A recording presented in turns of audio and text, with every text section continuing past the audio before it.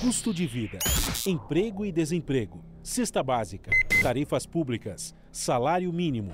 Agora, na Brasil Atual, a análise do DIEESE. E nós vamos fazer contato agora com o diretor adjunto do DIEESE, José Silvestre. Bom dia, Silvestre. Bom dia, Glauco. Tudo bem por aí? Tudo certo.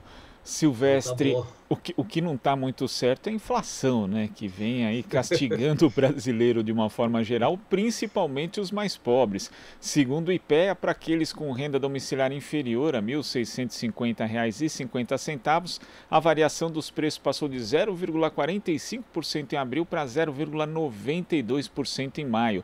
Já entre as famílias de renda mais alta, que recebem mais de R$ 16.509 mensais, a inflação saiu de 0,23% em abril para 0,49% em maio. Ou seja, a inflação dos mais pobres é mais que o dobro da inflação dos mais ricos. Como que você viu esses dados divulgados pelo IPEA?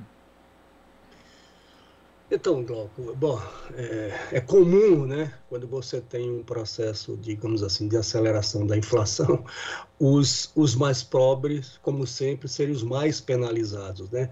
Nesse cálculo que o IPEA faz da inflação por trabalho acho que com 6 faixas de renda, exatamente isso, ou seja, as famílias com renda mais no patamar e até R$ 1.650 foram as que mais sofreram. E, fundamentalmente, em decorrência de quê?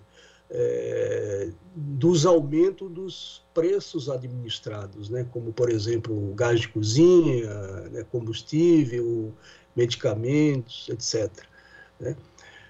Então, quer dizer, além das dificuldades, né, que essas famílias enfrentam no dia a dia, tem mais essa restrição imposta aí pela inflação, ou seja, se a renda das pessoas já é mínima, né, a aquisição desses produtos, né, enfim, tem esses aumentos de preços têm um impacto muito pesado na renda, né, no orçamento dessas pessoas. Né? Imagine você que essas pessoas normalmente, quando tem esse aumento de preços, as pessoas têm que fazer caber no orçamento, adquirindo, né, outros produtos, né? Sei lá, se por exemplo consumia, digamos, carne de segunda, passa a consumir frango, enfim. Então de fato uma punição, né, desse ponto de vista para as famílias mais pobres nesse país. E é uma punição grave, né, Silvestre? Porque quando a gente considera, por exemplo, a inflação acumulada em 12 meses até maio, para os pobres foi de 8,91% e para os mais ricos 6,33%. E ontem foi votada a Lei de Diretrizes Orçamentárias do Congresso Nacional, foi aprovada. Os partidos de esquerda ainda tentaram incluir uma emenda que previa ali a volta da política de valorização do salário mínimo, mas acabaram sendo derrotados, prevalecendo então o reajuste só pela inflação, que é essa inflação passada. E como nós vemos justamente nesses índices do IPEA, nesses dados que foram divulgados ontem, Silvestre, não refletem a inflação que, na verdade, castiga essa parcela mais pobre da população. Exatamente, quer dizer, nós temos a necessidade de retomar, né, a política de valorização, uma política de valorização do salário mínimo, exatamente para possibilitar, né, que você tenha, digamos assim, um instrumento que ajude aí na redução da desigualdade de renda, que permita o estímulo às economias dos municípios, né, porque isso tem reflexo em outras áreas, como, por exemplo, a questão dos valores dos benefícios previdenciários e assim por diante, né? Mas não foi isso que infelizmente, que aconteceu aí na aprovação de ontem da Lei de Diretrizes Orçamentárias.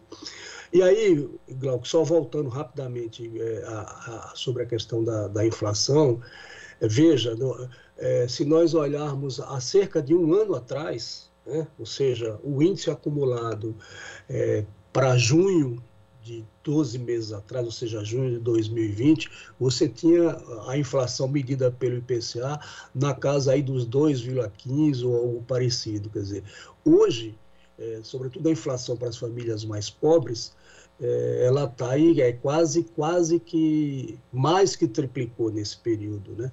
Então, enquanto a inflação para as faixas de rendas mais elevadas teve uma elevação menor. Enfim, então há necessidade, de fato, de termos políticas, né? E ainda mais, né, no momento que a gente está vivendo da pandemia, de uma crise sanitária, de uma crise de desemprego, de queda na renda, enfim. Então, há, de fato, necessidade de uma mudança do ponto de vista das políticas públicas, né, e que atendam minimamente a essas famílias de baixa renda, que é a maioria da população brasileira, né, diga-se de passagem. E o pior, né, que a gente não vê sinal dessas mudanças que são necessárias, como você ressalta, Silvestre, em termos de políticas públicas para reduzir os impactos dessa nossa estagnação econômica para essa parcela da população mais pobre. Inclusive, nós temos discutido aqui nesse espaço do Diese a questão da reforma tributária e as modificações que foram feitas, elas acabam isentando mais os super ricos, né? O Brasil, que já tem uma estrutura que favorece a sonegação dessa parcela dos super ricos, né? Provavelmente, segundo dados, 470 bilhões de reais no ano, que daria 1 bilhão e 100 milhões por dia. Dados da Rede de Justiça Fiscal também mostram que aí a elisão fiscal, que são aqueles mecanismos adotados dentro da legalidade para pagar menos imposto, também representam cerca de 80 bilhões em perdas por ano. E é curioso, né, Silvestre, porque às vezes a gente fica vendo as pessoas se indignarem com coisas como, por exemplo, ontem dentro da LDO foi aprovado o aumento do fundo eleitoral, e é digno que as pessoas se revoltem, porque isso é feito no momento de pandemia, embora essa discussão sobre financiamento de partidos e de eleições tenha que ser uma discussão um pouco mais aprofundada, mas esses 4 bilhões a mais, se a gente for pensar só em sonegação, quando a gente voltar a conversar aqui na segunda-feira, foi o que aconteceu no fim de semana, na sexta, em parte da segunda, no Brasil. Então é necessário também, né, a gente discutir essa questão da reforma tributária, porque seria algo muito importante para se alterar esse sistema regressivo que castiga também os mais pobres e acaba beneficiando os mais ricos, Silvestre. Com certeza, né, Glauco? A reforma tributária é uma das principais reformas, né? Seria um instrumento que contribuiria muito para nós reduzirmos a desigualdade de renda nesse país, se nós tivéssemos uma reforma tributária que atendesse a alguns princípios básicos. Um deles é a simplificação, né? Porque nós temos uma estrutura tributária considerada muito complexa.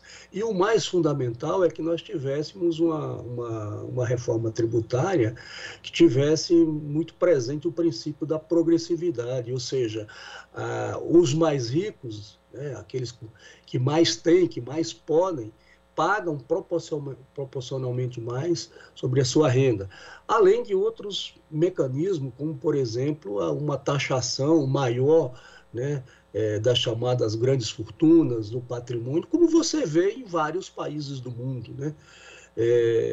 Por exemplo, taxação sobre herança. Isso você tem as projeções indicam que você teria uma arrecadação considerável, né, na casa dos bilhões e bilhões de reais que poderiam ser utilizados, né, para capacitar, digamos, o Estado brasileiro para fazer políticas públicas, políticas sociais voltadas para essas camadas da população que mais precisam.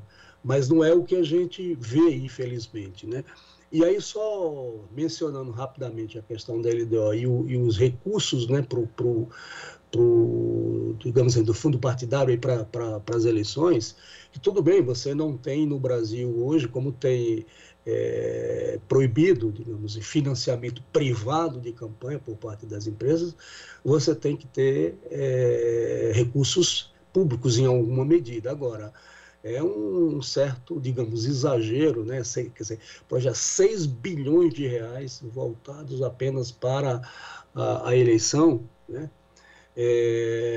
Me parece um tanto quanto... quer dizer, é um valor muito elevado, né? Mas, enfim, claro, de toda forma, se você não tem o financiamento privado, você tem que ter algum mecanismo para financiamento das campanhas, né? Mas, enfim, coisas do nosso Brasil. Tá certo, Silvestre. Bom, queria agradecer sua participação aqui no Jornal Brasil Atual e um ótimo final de semana para você. Bom dia, Glauco, para você também. Conversamos aqui com o diretor adjunto do Diese, José Silvestre. Você está ouvindo Jornal Brasil Atual. As notícias que os outros não dão.